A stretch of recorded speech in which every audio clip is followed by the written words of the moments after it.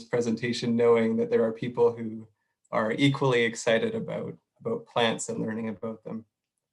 And for me, this is just exciting because this is an area of the world that really gets my heart rate going. It's a place I love working in, and that is the Fraser Estuary. That's what I'll be focusing on today, but many of the things we discuss relate to estuaries as a whole.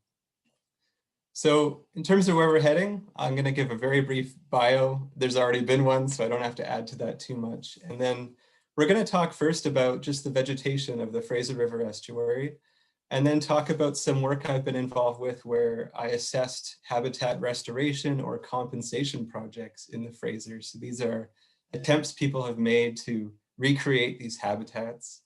And then we're going to discuss my graduate research where I've been studying non-native cattail in the Fraser as well. And I should point out, I'm probably not going to be very coordinated at following any messages people send midway through. So if you have a question, feel free to write it and we can look at it at the end. And I also have this habit with presentations of trying to include page numbers or slide numbers with it. So if there's a particular slide that you have a question about, feel free to write that number down and it might be easier to refer to at the end.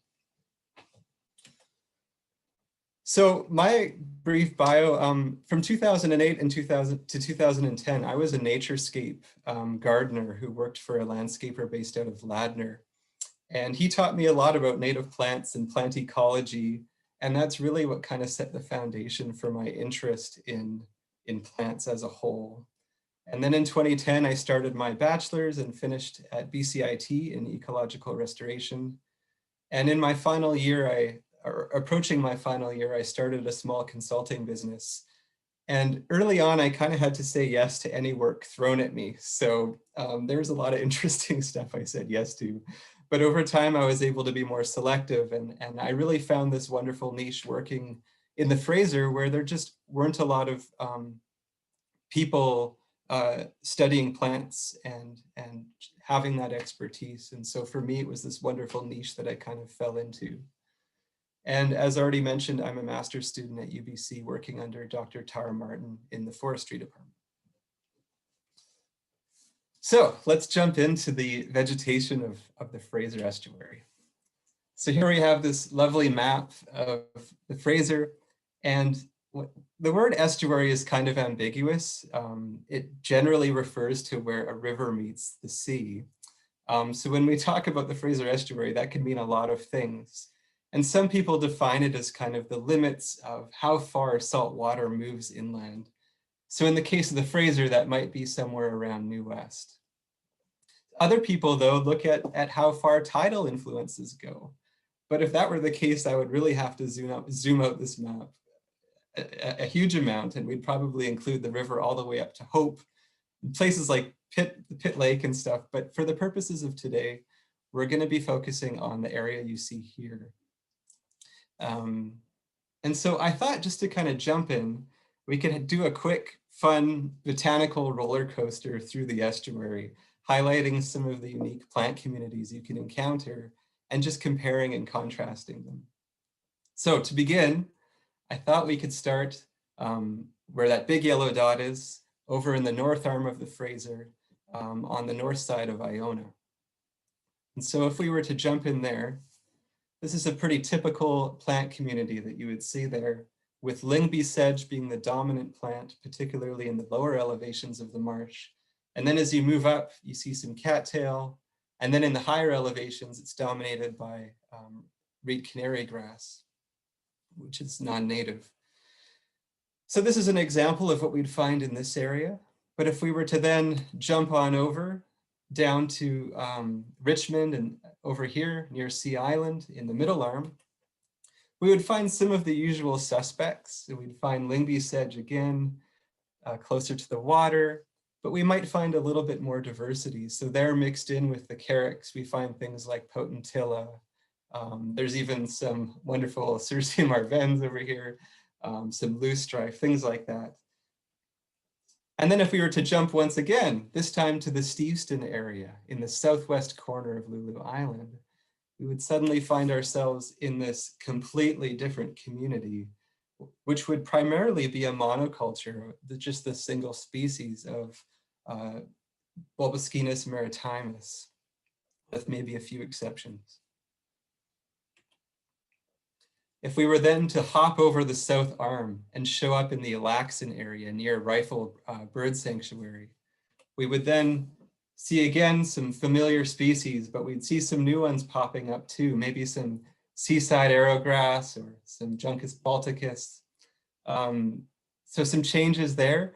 And then if we were to continue further down Westham Island to the southwest corner, we would once again return to a monoculture, this time of a species we haven't encountered yet, Scenoplectus pungens. So we've spent a lot of time so far in the outer estuary, but if we were to then head upriver a little bit and move to, say, the Ladner Marshes, over in the South Arm Marshes Wildlife Management Area, we would probably instantly notice a big increase in species richness, that diversity would increase. And so this purple you see here is our Lythrum salicaria, but we maybe would find some unique things too, like the formerly blue-listed Juncus oxymeris, maybe some Menianthes and fescue over here. And if we were to continue our traveling east towards a place like Anisis Island, we would find that Lyngby sedge is still the dominant sedge in many of these cases, because the salt wedge does extend that far. But we might find a few exceptions within there as well. And here we have some spike rush, which is probably one of my favorite plants as well. So far, all of these examples I've shown are places that are influenced by salt water to varying degrees. But if we were to just leave that entirely and then skip eastward to a place that's still tidally influenced, but without salt water, starting with, say, the Alouette River up here, which is a tributary to the Pitt River, we would notice, this is at low tide, some familiar ones like Phalaris and the spike rush again, but then we see Ludwigia palustris here and some pondweed in the lower elevations that are only exposed at the lowest tides. So we're seeing some different species here, and our very last stop on this journey would be the banks of the Pitt River. And personally, if there's any, if I ever need my fix of estuarine plants that need to go for a walk, the Pitt is where I go, because it's such a remarkable place for its unique diversity of species there. But here we have some new ones that have shown up. So this is an exotic Lesomachia terrestris. And also no longer Carex lyngbii. We now have a different species of Carex up here, Carex sitchensis. So you probably noticed as we jumped around that there isn't really a single cookie cutter plant community occupying any of these marshes. There are certainly some species that are more frequent than others, but there are also some that have no similarity whatsoever. So clearly there are these certain mechanisms at play that determine whether species A is at this site and not at this site, or whether a species is dominant in this site and not at that site. So it just raises the question then of, well, what determines where plants occupy habitat in this estuary? What determines their distributions? And luckily, plenty of much smarter people than me have already asked this question, and there's a wealth of research on it that I can glean through and share a little bit with you today. And so there are a number of environmental or abiotic factors that determine where plants land in the estuary. And one of the big ones is inundation or the elevation of a plant.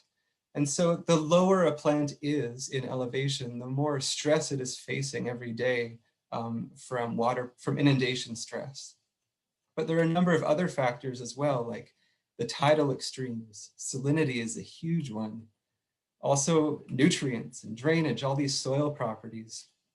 And climate is also in there as well. And the list is longer than this. But generally speaking, the two factors that seem to be the strongest drivers in estuaries are the two that I've asterisked here, elevation and salinity. And so these environmental factors, many of them occur on gradients across the landscape.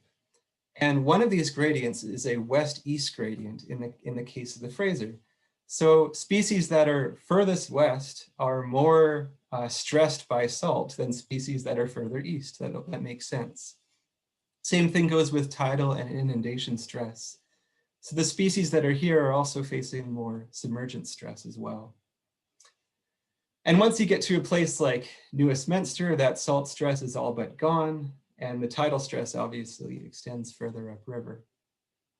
So there's this west-east gradient. But in addition to that gradient, there's also an elevational gradient, where plants that are lower in elevation within a marsh are also facing more salt extremes and more inundation extremes than plants that are further upslope. So these ones are the bulrush species mentioned here are experiencing way more stress. And so what that generally means, this is a generalization, is that the plants in the estuary that are furthest to the west and the plants that are lowest in elevation tend to be the specialists, the ones that are designed or that are capable of surviving in these difficult conditions. But then as you move higher in elevation and as you move further east away from the ocean, species tend to be less specialized. And there's often even a much larger pool of species that are duking it out for the resources and for the space in these areas. And many of the specialized species you find in this corner, you only really find in the outermost extent of the estuary and nowhere else. And there are some funny exceptions, like some of them are also found in alkaline lakes in the interior, which I think is so amazing it almost warrants its own presentation. And whereas a lot of the plants you find that are less specialized, you find these in wetlands all over the region. They're not specific to estuaries whatsoever. And so these specialists that occupy these extreme conditions have these really interesting tools at their disposal that allow them to live in these conditions. So on the left, this is the cross section of a cattail stem. And cattails and several other marsh plants have this tissue called parenchyma. And it's this spongy tissue that has these air spaces within it that allow for airflow from the tip of the leaves all the way down into their root systems. And so this means that a plant that is submerged even for extended periods of time is still able to exist in anaerobic conditions thanks to air being brought down from above water. So cattail are not the only ones to have this, but it's certainly a quality of many of the plants that occupy lower elevations in the marsh.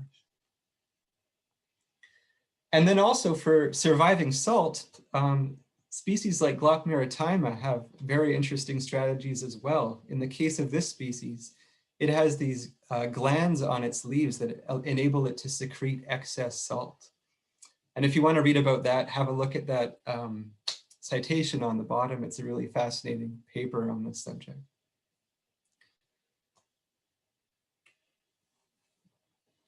So I've mentioned these environmental factors, but there are also biotic factors at play as well. So one of the big ones here in the estuary is herbivory and other disturbances. And when people think about herbivory, I think it's easy to focus on many terrestrial examples out there. I often think about the Gulf Islands and the overabundant deer there. But many of the same principles apply here. There are portions of the estuary that have much higher geese concentrations than other parts of the estuary. So those areas are harder hit. But there are also some species that are more palatable to these geese than others. And so what that means is that the species that are more palatable tend to be harder hit. And so this photo here kind of illustrates that, where the pale green species you see is Carex lingbii that at this time of year should have been about 1 meter in height. And next to it, this darker patch is Juncus balticus, and geese generally don't really like to eat that. And so you could see it's just doing its thing. And you could see how if this effect were chronic and occurring over many years, that it could potentially lead to the dominance, a new dominance of a species over another. There are also invasive species, and I'm not going to talk about that too much because there'll be time for that later. But I did want to touch on competition as a whole, and that includes native species. So for this, I wanted to point out this amazing paper. It's one of my favorites from 2004. You'll see the citation on the bottom. And in this paper, they did this wonderful experiment where they took a saltwater plant and they planted it in saltwater conditions. And as could be expected, it did okay. But then they planted it in freshwater and it actually did even better. And so what that suggests is that this specialist, this saltwater species, was not necessarily dependent on salt to survive. It just was capable of living in those extreme conditions. And then with freshwater plants, they planted it in freshwater and as could be expected, it did fine. But they planted it in saltwater and many of them died, they did quite poorly. And then probably the most important part of this experiment is they did a competition experiment. And so for this, they planted both in freshwater, and they found that the saltwater plant, although it did fine on its own, it could not compete. And meanwhile, kind of the opposite happened over here. And so what this really suggests is that these specialists that are specialized for salt water and other extreme conditions, this probably applies to low elevation as well. These plants are not great competitors. And the reason they're able to exist is that they are able to occupy and thrive within extreme environments where few other competitors can. And so what one could also say, based on our previous figure, is that the species that are kind of occupying these extreme environments in our estuary are not the greatest competitors. Whereas if you move into the more diverse plant communities where conditions are more favorable, the species that are able to survive there have to be good competitors because they're fighting for more available resources.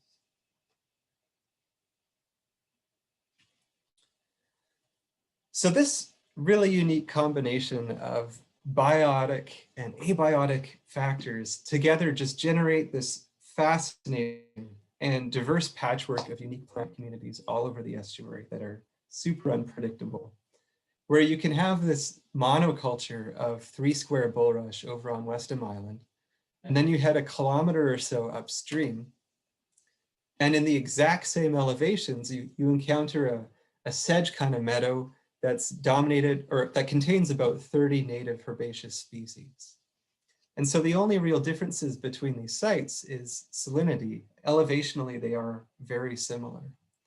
And so there are a number of very interesting things that come from this. And so what this translates to are these trends in estuaries across the world. And so these are some, these are data collected over in the South Arm Marshes Wildlife Management Area near Ladner. And what you can see is there are clearly these specialist species occupying lower elevations. These are species that are maybe not dealing with salinity so much at this site, but they're dealing with prolonged inundation, which is quite difficult for most other plants. But then as you move up, these species kind of fizzle away and they're replaced by a more diverse plant community where these species are competing with one another for habitat. And so this trend of kind of increasing richness with elevation is a trend that's seen in estuaries all over the place.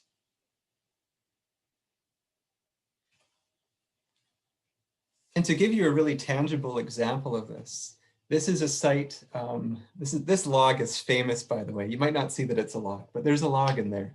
And this log is famous because it's visited by many researchers who work near it.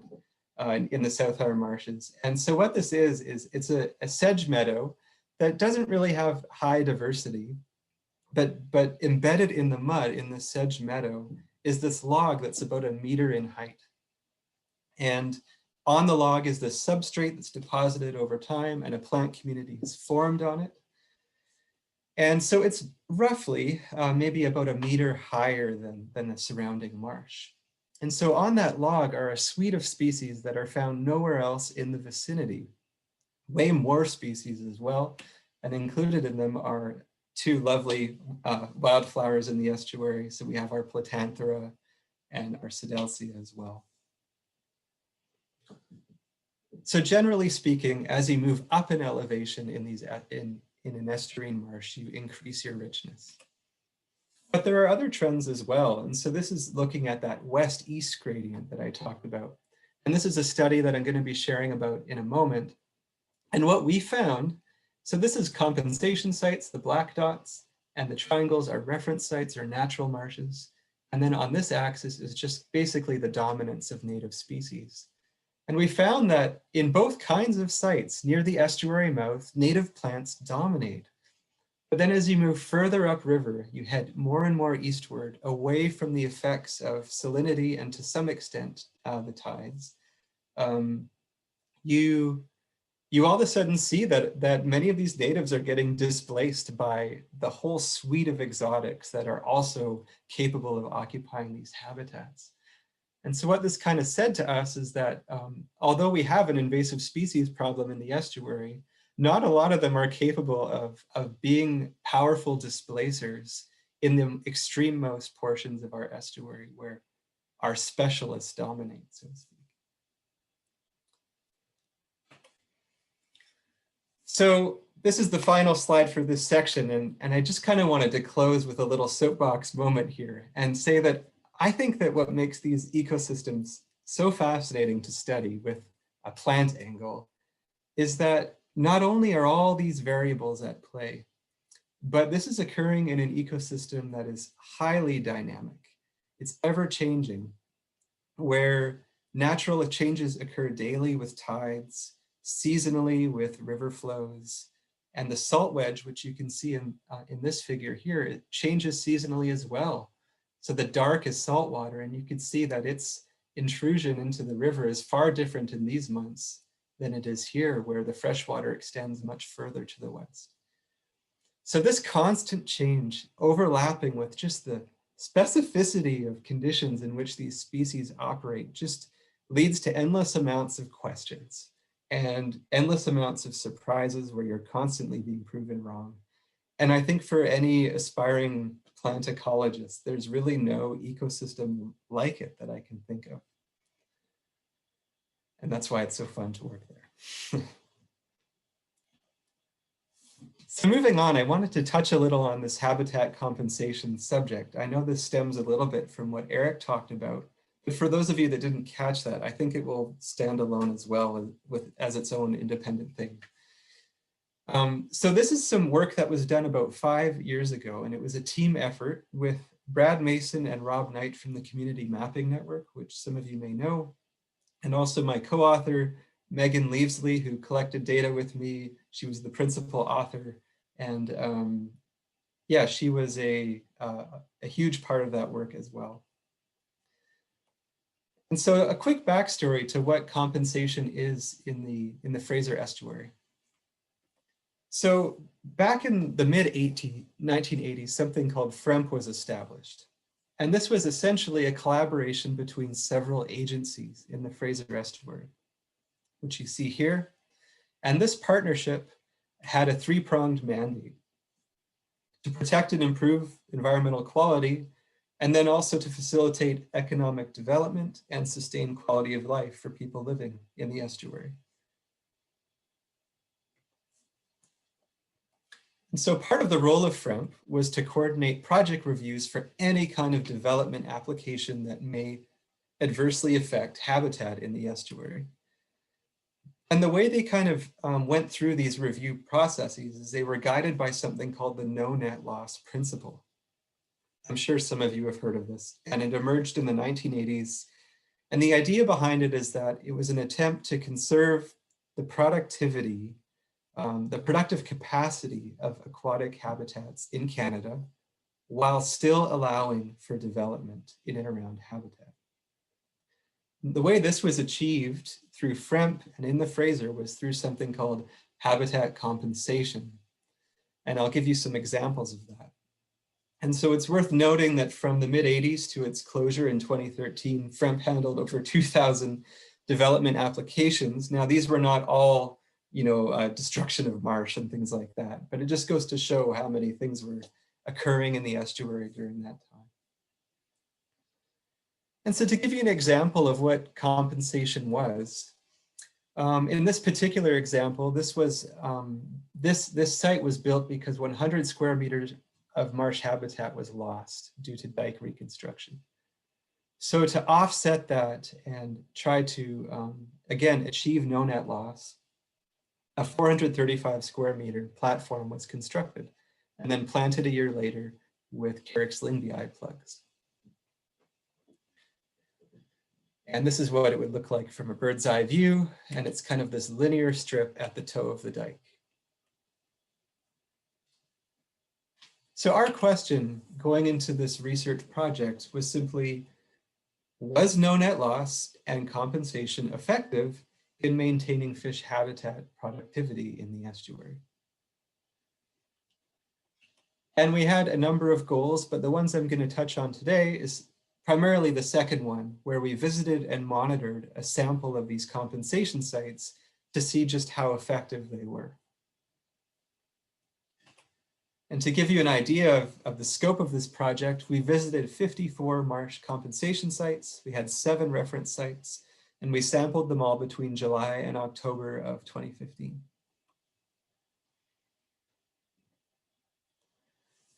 And upon visiting a site, we had a long list of things to do. So we mapped the boundaries of it. We also mapped all distinct plant communities.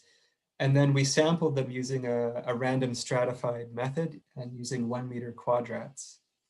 And while we were there, we also recorded any other qualitative information we could gather, whether it be impacts or stressors, or occasional species at risk, rare plants that were detected. And in addition to that, we also felt it was really important to develop some kind of a system for grading these sites where we could say whether they were successful or not. And this proved to be much harder than we thought, because obviously this could be really subjective. And so for this portion of it, we really depended on a lot of external opinion and expertise to develop these parameters. And so what we ended up landing on was first, the proportion of target habitat established. So what that means is if the wetland designer said that, hey, we're building 200 square meters of marsh, and we only found 100 square meters of marsh, then 50% exists. And then the second criterion we had was the proportion of native species. So using our veg plot data, we simply looked at what percentage of vegetative cover is native.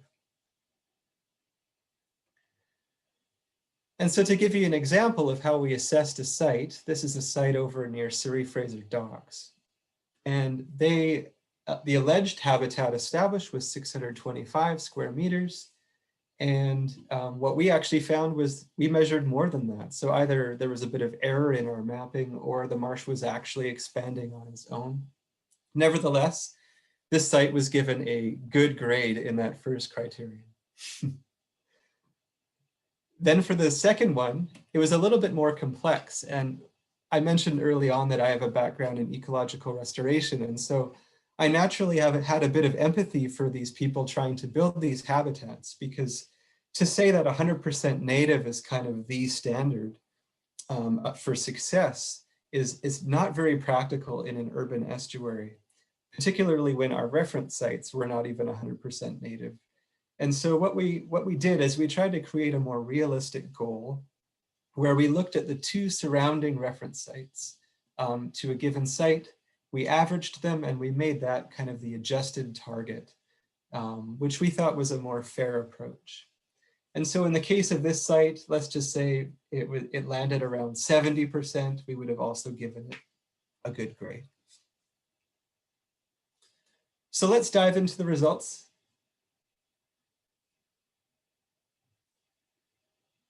Sorry, I'm getting a weird pop-up. I just want to make sure hopefully everything's okay. Let's dive into the results of what we found in this project. So we found that about 65% of these sites were good in achieving their intended area. So depending on how you look at that, that might be good or bad. A little bit worse statistic here is we found that only half of them were good in achieving the kind of the desired plant communities that were comparable to the nearby reference sites. And the point that kind of made the biggest impact from this study was that only 1/3 of the sites scored good in both criteria. So that obviously has implications for how we look at the success of this relating to no net loss. And some good news is that only 4% scored poor in both criteria. And to see kind of a visualization of this, this is how they were distributed. Now it's a little deceptive because you look at this and think, oh, the good ones were actually pretty good. But if you stack all the other ones, they're twice as high. So again, I asked the question of why. Why is it so hard to create marsh habitat in this river? Why are these people who are dedicating years of their lives to this practice still failing from time to time? What is behind that? And so with our report, we tried to provide some reasons that we saw behind failed sites. And I should point out, there actually are a number of success stories as well. There are those, the third, that were good in both. And so there are some that have actually done quite well. It isn't just the story of failures. But behind the failed sites, we noticed that river morphology was certainly a factor. And so in some cases, a marsh platform was built in a portion of the river where erosion forces were very high. And so in those instances, those sites, some of them were scoured beyond recognition where we literally could not find them. Other sites, almost the opposite problem, were built in areas of sediment deposition where we went and visited them and half the site was a sand dune. So that was also a factor in all of this. Another reason behind failures was just the location of these sites in the estuary. So this was a figure I showed already, where we talked about how native species dominance kind of declines as you head eastward in the estuary. And so what it showed us was that if you're building a compensation site really far east, it's more likely to have an invasive species problem than sites elsewhere. A third point was poor site design. And I'll give you some examples of what this means. So this design you see here was typical. I would say it wasn't the majority of sites, but there were several like this in the Fraser. And what this is this is at McDonald Park on Sea Island. And this was an excavated basin next to the river. So there's actually a dike here that was connected to the river by excavating a drainage channel. And so this is a tidal basin that fills at high tide and drains slowly as the tide recedes. And this is a very unnatural feature in a river. I've been trying to find in my head just like an example where this would form naturally, and I'm yet to think of one. And so what these sites are these heavily stabilized eutrophic basins that really are atypical to what you would normally find in an estuary. And it's of no surprise that many of these are actually dominated by non-native species. And in this case, non-native cattail, which I'll be touching on later. So that was a design that was almost doomed to fail as far as I'm concerned. And here's another site over in the North Arm in South Vancouver. And this site was designed to be a sedge meadow, if I recall. And these kind of bare islands were intended to be vegetated. You can see in this photo, pretty bare. And so this was attributed to the site potentially just being too low in elevation for these species to thrive. And that perhaps paired with some geese herbivory as well. So the design also played into this. Another reason behind some of the failures was just too aggressive non-native species that when established seem to just displace almost anything else. And those two species are non-native cattail and Phalaris arundinaceae, the reed canary grass. Those species, more than any others, seem to have this displacement ability to just kind of push away most other natives.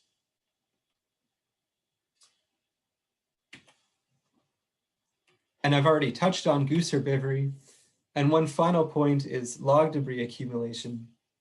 A number of these sites were literally smothered in log debris after years and years of accumulation, where there was just little opportunity for plant communities to form. Now, some of the designers were aware of log debris being an issue. And in this case of this site in South Vancouver, they actually installed a boom around it that has done a pretty good job of keeping logs out. The problem is some of these booms break and are not managed or are not maintained. and a number of those sites are now smothered in logs. And so this kind of segues into what I believe really was the take-home message from all of this. And that is that there's just a flat-out deficiency in monitoring and long-term accountability with these sites. And so what we found is that in many cases, monitoring occurred for maybe a year, maybe two, and in the best case scenario, maybe 5 years after the site was created. But beyond that, there was no real obligation on anyone's part to revisit these sites and to perform adaptive management and repair them if needed. And so some of them have done okay with neglect, whereas others have not. And so this was a very, very abridged version of 2 years of research that had 2 very large reports written from it. And so if this is a subject that interests you, I suggest you take a screenshot of this and have a look at the link below. And at this link, you'll find there are these 2 reports that came from this that are a lot more detailed than what I can do in this time. So hopefully that was interesting. And I just want to move on now to the final part of this talk. This is the one that I'm having nightmares and dreams about right now because it's my master's work and I'm kind of obsessed with it. I'm sure if any of you have done a master's, you can relate that it kind of fills your mind. And that is non-native cattail in the Fraser. And so my master's work really stemmed from this work looking at compensation sites, because as I went around with Megan and we visited all these sites, we were finding that in some cases, nearly 100% of the vegetation within them was non-native cattail. And I was seeing it in great abundance, and yet I could find very few records of non-native cattail in the Fraser. And so this piqued my curiosity. And over time, the more I've worked in the estuary, the more I've encountered these cattail. And so that really created this perfect opportunity for me to make this the subject of my research, because it seemed to just be a much needed study for our area.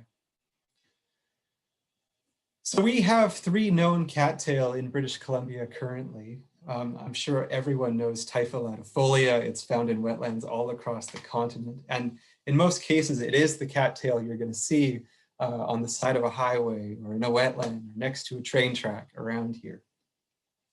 But in the early 1800s, narrow-leaved cattail, it might have even been earlier than that, narrow-leaved cattail was introduced to Eastern North America. And in subsequent years, it has moved westward and is now known in British Columbia.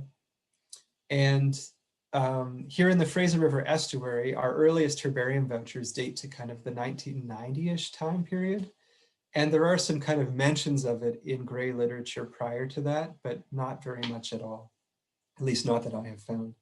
And I'm happy to be wrong about that.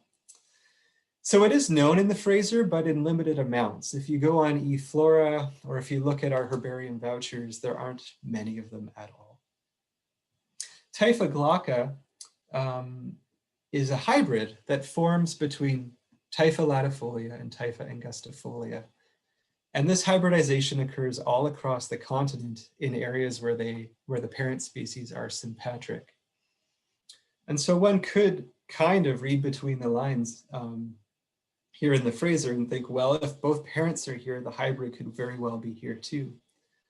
But we have no herbarium vouchers here in the Fraser, at least not at the outset of my research. And so it was really this big question mark as to whether this hybrid was here or not. And I know there were some naturalists that knew more than what I knew at that time, but I didn't know that. And so some of you might know how to distinguish these different cattail, but this is a small key I put together just for my own use over the years. And the big thing I would point out if you're trying to tell apart cattail, if you're really just trying to know whether you're looking at a non-native versus a non-native, is to look at the spike interval, which I've highlighted here. And the spike interval just refers to the gap between the staminate and pistillate flowers of cattail.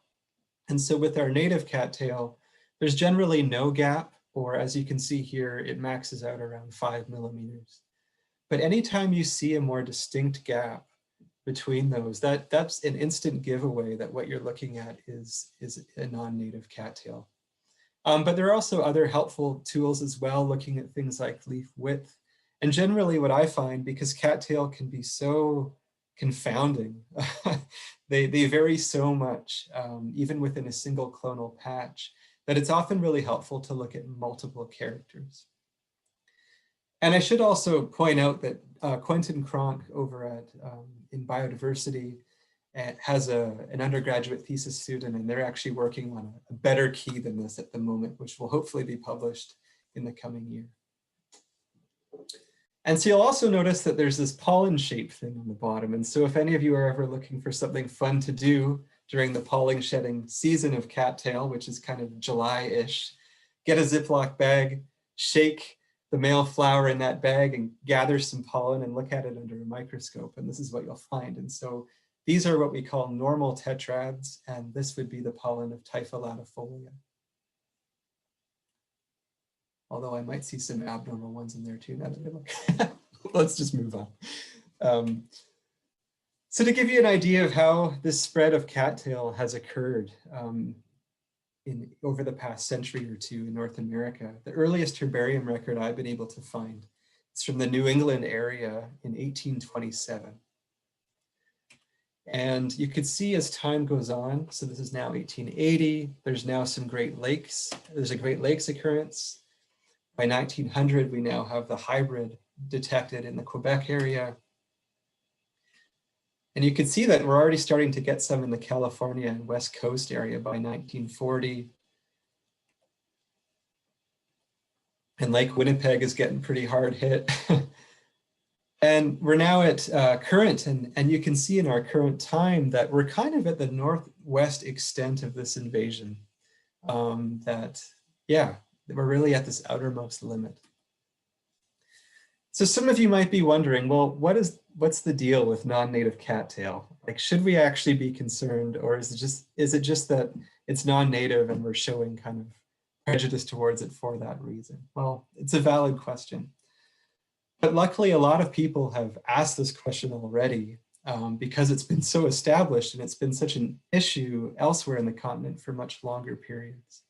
And in my mind, there's a lot of evidence that we should be. So here are a few reasons. Hopefully I'll convince you. The first one is simply heterosis, or what we call hybrid vigor.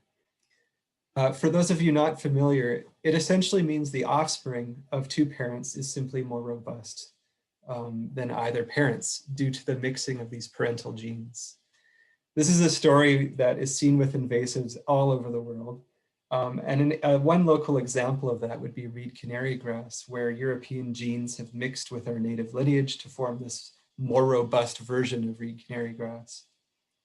And in this instance, hybrid cattail is known to be more competitive than either of its parent. It's known to be capable of displacing them both over time. And in some situations, unfortunately, it's actually been capable of back crossing, so rehybridizing with its parents, leading to these successive generations of hybrids. And in those cases, there have been documented losses of both parental species, where they've simply been flat out been replaced by different generations of the hybrid in a region. So that's one reason I think we should be a little concerned. The second reason I think we should be concerned is the displacement ability. So this is the cross-section of the marsh I've pointed out already. And one of the questions I'm regularly asked is, well, isn't a cattail just a cattail? Doesn't it simply occupy the same niche that you find our native Typha latifolia in? And that's a valid question. But again, in literature, people have asked this question, and there's plenty of evidence to show that these non-native cattail have wider niches, and they're more tolerant of more extreme conditions. So once again, more salinity, more inundation than our native cattail. And also this hybrid has been shown to show remarkable plasticity with changing environments as well. And so what this might potentially mean, and this might not be totally accurate, but hopefully it makes a point, that non-native cattail are moving into areas where our native cattail historically wouldn't be. And to kind of show this, I'll refer to this data set that I pointed out earlier. So on the left here, we have a reference or an uninvaded marsh in the South Arm marshes. On the right, we have an invaded marsh. And what we have here is on the left red one is Typha glauca, the hybrid. And you can see elevationally that it's almost covering the entire spectrum of this marsh plant community, which is quite remarkable. So the species that we earlier called specialists that were occupying these low elevations, we're finding the cattail thriving in these conditions as well. To give you some more examples, this is the outermost edge of Lulu Island, the foreshore there, kind of right in the middle of the marsh, north-south, in kind of the most saline part of that marsh, really. And here's a patch of Typha angustifolia, establishing in an area that Typha latifolia would never dream of establishing. And elevationally, here's an example of the hybrid moving down clonally from above to these lower elevation areas. So these kind of shorter stems you see here are actually Typha glauca that are just younger ramets. And so they're moving into areas that would historically have been exposed mud or occupied by a handful of specialist species. And so what I have personally seen over time is the displacement of a handful of species, and I'm choosing some of the pretty or rare ones for the purposes of this presentation. But these are ones that I have seen being directly displaced by these cattail.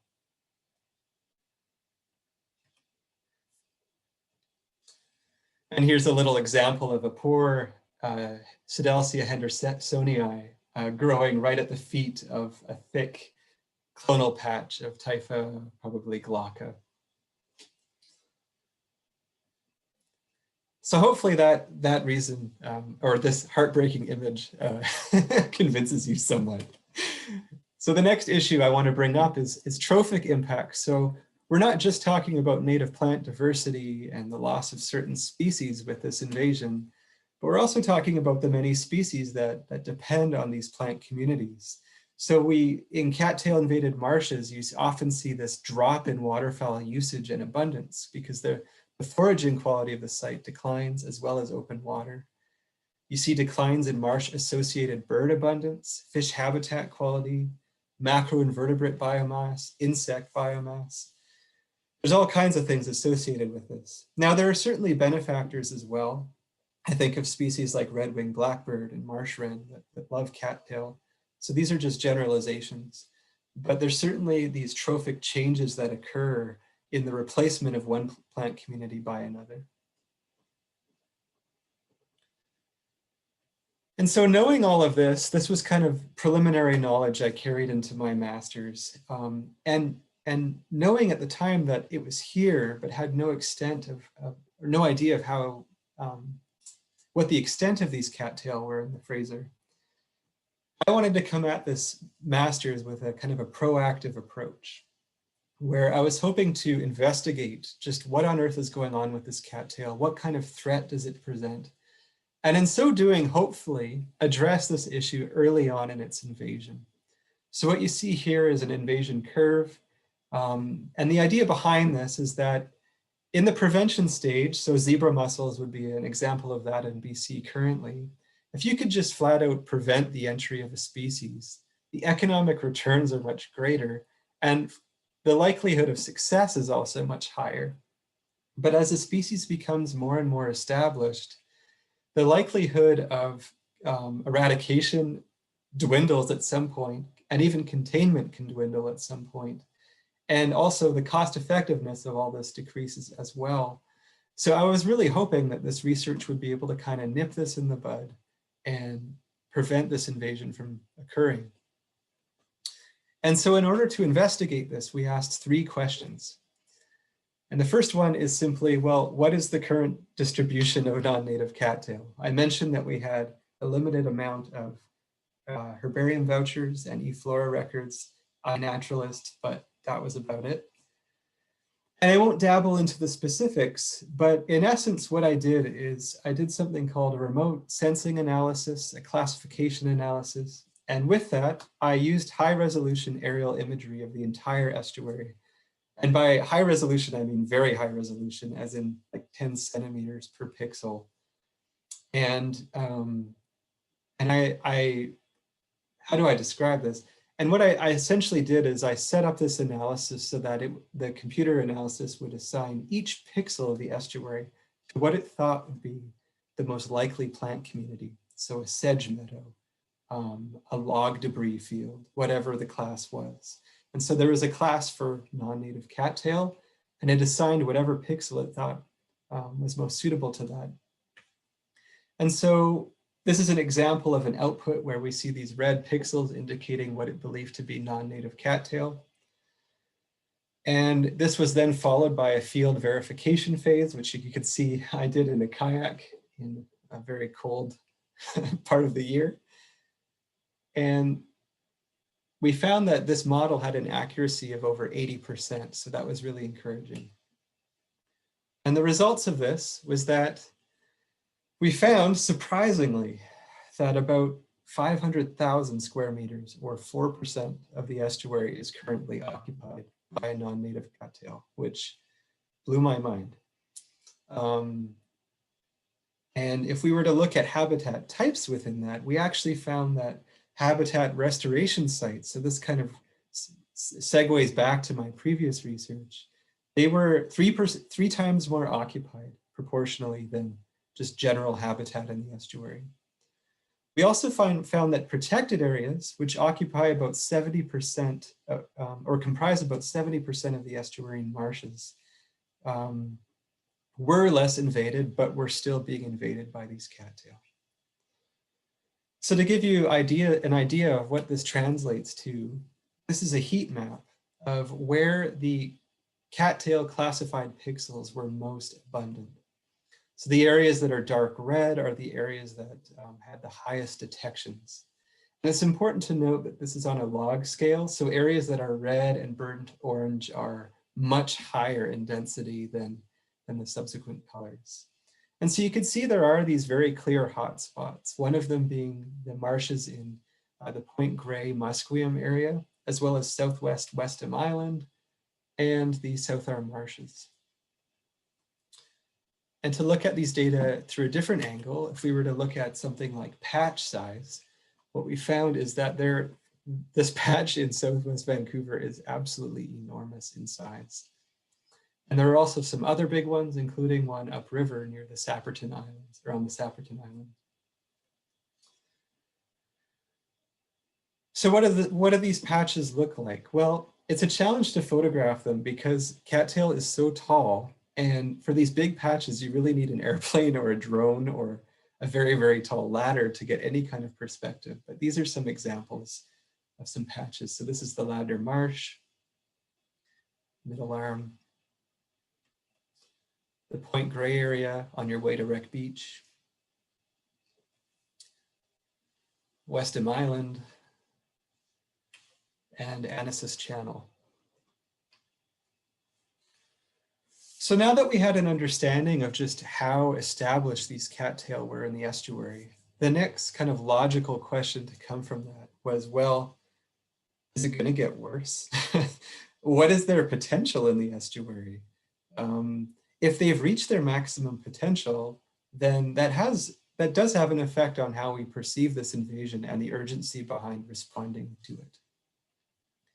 So to answer this question, we developed what's called a species distribution model, and we won't get into the complexities too much.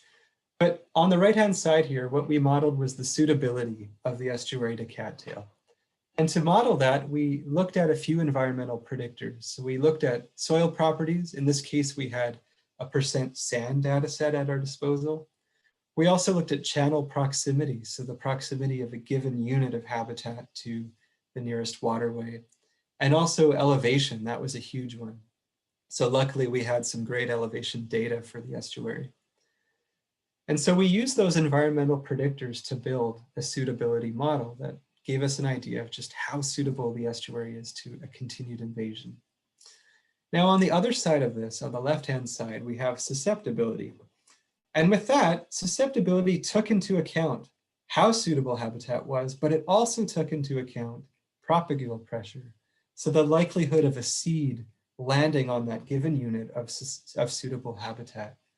And so the way we did that is we looked at, well, what is the proximity to the nearest cattail patch, and what is the density of cattail in the vicinity?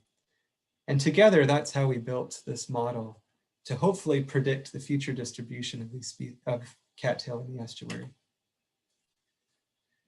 And so this is an example of the output of our suitability model. And it's so zoomed out that I know it's hard to see. So I'm going to provide a few zoomed in examples of what it's showing.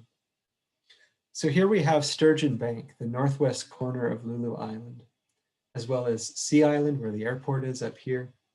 And you can see this area, which is high in suitability value. This red band here is occurring, but there's also plenty of low suitability habitat as well. And what's interesting is that having spent a lot of time in this corner, this is an area where an invasion event is occurring by Angustifolia and Glauca. To give you one other example, this is the Ladner Marsh area, and Ladner on the right, and then these are some of the Southern Marsh Islands. And so I've spent a lot of time in this blue area and have been perplexed at why there's basically no non-native cattail here, and yet this sewage lagoon down here is very much invaded. And so this model helped explain it to me, in that it's saying that simply this habitat is not very suitable. And so it's encouraging to see that it's actually linking with reality quite well. And so one of the things we did is we placed this, the suitability into different classes and then separated it by habitat types. And what we found is that restoration sites, which are the blue bars here, had proportionally more high suitability habitat than any other habitat type. And similarly, those high suitability sites had higher occupancy by cattail. So this again further confirms our suspicions about how cattail and restoration sites, there seemed to be a relationship going on there. Now, one of the important other factors is that for the overall estuary, we found that about 10% of the estuary had suitabilities of over 75%. And so as I mentioned earlier, our initial model said that about 4% of the estuary is occupied. And this is saying that about 10% is very suitable. And so for that reason, I think we have reason to believe that from a suitability standpoint, there is room for this invasion to continue. Our susceptibility model was quite similar in a lot of ways because it was also fed by our suitability model. And to give you an example of an output here, this is Westham Island. And if any of you ever hike over at the bird sanctuary, that would be around this area. And over here is a known invasion area of this non-native cattail, but over here is generally more free. And so what this model was saying is that this habitat was suitable enough that when you take into account the amount of seed and vegetative dispersal entering into this site, the likelihood of it being colonized was actually quite high. And similarly, as we move upriver and cattail generally becomes less abundant, we found that a lot of areas that were quite high in their suitability were actually not very susceptible, simply because there were fewer, the likelihood of a seed landing at this given site was less. So a lot of these areas that are kind of pale orange would have been darker orange or perhaps red in our suitability model. And similar to this suitability model, we once again found that restoration sites had more susceptible habitat than any other kind of habitat. In terms of occupancy, we did find that unprotected habitats actually had the highest occupancy when it came to high susceptible sites. And what we attributed that to was that enormous patch over in the Musqueam area, which was high in suitability and also was very invaded. So that's probably why in this particular instance, it was so high. But generally speaking, once again, restoration sites are the culprit. And about 4% of the overall estuary was deemed to be high susceptibility or have high susceptibility values.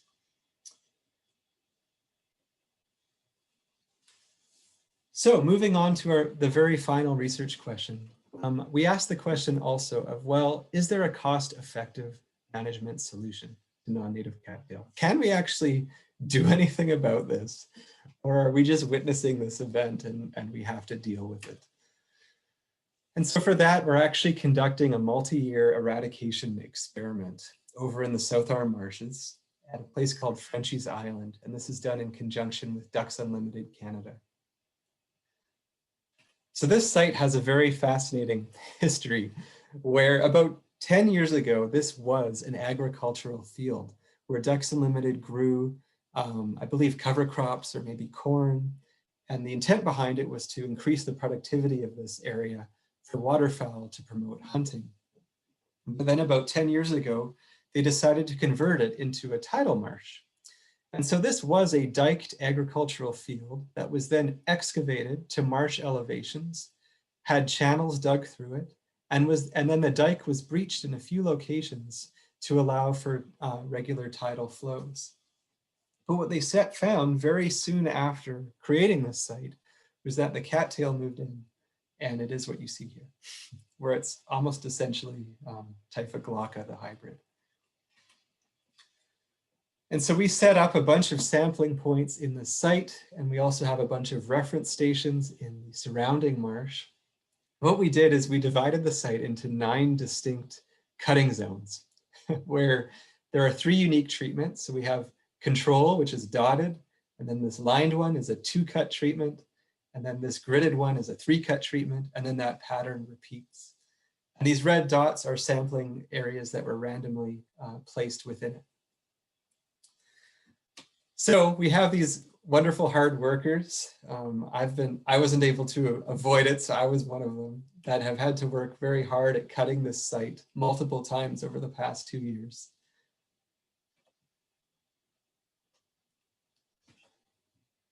And after a cut, once you get down there, this is kind of what it looks like.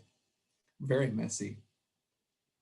And you'll notice that there's a lot of leaf litter on the ground. And there was some debate early on as to whether we should remove it, which in hindsight would have been impossible. But there was some validity behind removing it because there is a lot of evidence in literature that cattail actually uses litter to suppress competition. If any of you have ever looked at a dense patch of cattail in the marsh, you'll probably notice that there's like multiple years of leaf litter growth on the substrate. And so this is potentially something that could stand in the way of us restoring this site.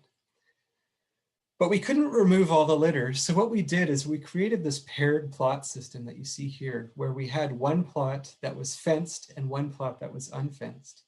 And the fenced plot, we would remove the litter and the fencing would keep the litter from re-entering. And the fencing actually did a remarkable job of keeping these areas quite clean. We then sampled these plots regularly over the past few years. And these data are what I'm currently wading through as I'm in my final stretch of my master's. So I don't have all the results to share at this moment, but a few kind of key bullet points to come from this so far is that after 2 years of data, we found that the act of removing litter actually led to an increase in native species richness and diversity. So it's a good thing we experimented with that. But removing litter also seemed to increase the density of cattail. So cattail also seems to be suppressing itself to some degree by the litter that accumulates on the ground. We found that cutting is diminishing cattail energy reserves. And the way we found this out is we actually did sample below ground rhizomes. We would dry the rhizomes and weigh them. And we found that in year 2, there was this very evident decrease in the weight of these rhizomes over year 1. So we're seeing a reduction in energy. But simultaneous to that, we're seeing that above ground regrowth is actually equal, if not greater, in year 2, which is really surprising. And so it goes to show how important it was to look at below ground and above ground, because if we simply looked at one, it would perhaps be an incomplete picture. And probably the best news story to come from this is the final bullet point, where we found that the treatments, the cutting that occurred in the lowermost elevations of this site were very, very effective. And so this is a great image to illustrate that, where you could see all these little stubs in the ground, and those were last year's cattail. And this is kind of in the lowermost area near a channel in the site. And you could see there was very, very little regrowth in year 2. And this area in the back is one of the control zones. That's why it's still so full of cattail. And you can see that the cattail was growing quite low. And so what we're seeing in year 2 is just this wonderful establishment of a suite of these low elevation specialists that I referred to. And these are probably flowering quillwort, or Lilea scylloides, is probably my favorite plant, if I'm totally honest. I just love this species. And so these are species that are great at colonizing. They're annuals, some of them, and they are moving in and taking over these low elevations within a year, which is really, really great to see. So a few lessons just to glean from this. I think the first thing that this research has shown is that we need to recognize our bias towards non-cryptic species. And so by that, I mean that, well, first of all, what is a cryptic species? Cryptic invasions can either be the introduction of a non-native lineage, as I described with reed canary grass, where a certain gene was introduced perhaps. But it could also just simply be the introduction of a species that isn't detected because it simply looks like something else. And that's certainly the case with cattail. And so that's why I'm calling this a cryptic invasion. But I think that our response to cryptic invaders is always going to be slower and less effective than any eye-catching invasive like purple loosestrife, like you see on the right here. You're less likely to notice it, to detect it. And I also believe, based on my own experience, it's also a much steeper hill to convince people that this is an issue, this species, because people once again say, well, isn't a cattail just a cattail? So we need to be aware that cryptic invasions might be a bit of a, something we need to be more aware of on our radar. We also need to address some loopholes in our defenses. So the BC government has actually evaluated almost 300 terrestrial and aquatic plants, including Typha angustifolia. But these species never really were designated as being problems. And in talking with some government employees, it seems like one of the issues behind that was simply a lack of occurrence data. And so you can see here, this is the eFlora page for Typha glauca, and you'll see there are no occurrence dots on the map. And unfortunately, the people that are making these decisions are very much dependent on occurrence data to know whether a species is widespread and establishing. So this goes to show that we need to take into account the probability of detection, which is quite low with cryptic species and is quite low with marsh species where not a lot of people go. So this has to be taken into account. The third lesson that comes from this, I think, is that, urban estuaries are just highly susceptible to invasions. And so one of the surprising findings of the study was to find that these protected areas are also getting invaded as well. And this demonstrates a few points. It shows that drawing a protective line on a map does simply not spread, or does not stop the spread of cattail. It also means that protecting habitat is not a passive action. It requires monitoring and data collection and renewal activities. And more broadly, I think it really sheds light on the fact that these pristine environments are also getting invaded, and I say pristine in quotations, are invaded. It reflects the facts that these species or these estuaries are just highly dynamic. They're subject to regular disturbance. That's part of being an estuary. And they're also receiving seeds from an enormous catchment area. And so this is an example of just a few species that occur upriver from many of these habitats in the Pit, Alouette, that are proving to be quite problematic in these ecosystems that are not yet really that established in most of the Fraser. And so you can see how over time the Fraser could be susceptible to these invasions just by the very nature of it being downstream. But also urban estuaries have an added layer to that where they're surrounded by non-native species all around them. So this is a pond at the New West waterfront that has non-native cattail growing in it, and it appears to me to be planted. So this is literally right next to our estuarine marshes, and this has been planted. So that pressure from the urban areas is also high. And the very final lesson is, once again, honing in on that restoration site side of things, where we found that restoration sites were more occupied, they were more suitable, they were more susceptible than any other habitat. And this really suggests that these cattail have not been taken into account in the design and placement of these habitats in the estuary. And this is a really important point as we consider a lot of the future of the estuary that's been in the media a lot lately. And there are also a number of proposed projects that this is relevant to. And I'm not out to villainize the port today at all, but a few examples of this are just two enormous habitat banks, which are marsh creation projects proposed right near two of our biggest hotspots in the estuary. So these areas are likely to be facing quite the invasion threat from the nearby cattail. So in summary, non-native cattail are here. They're established in the Fraser. They're capable of displacing native plant communities and associated fauna. And our model suggests this invasion is ongoing, that it probably is not over yet. Their cryptic nature inhibited our response, and restoration sites appear most vulnerable.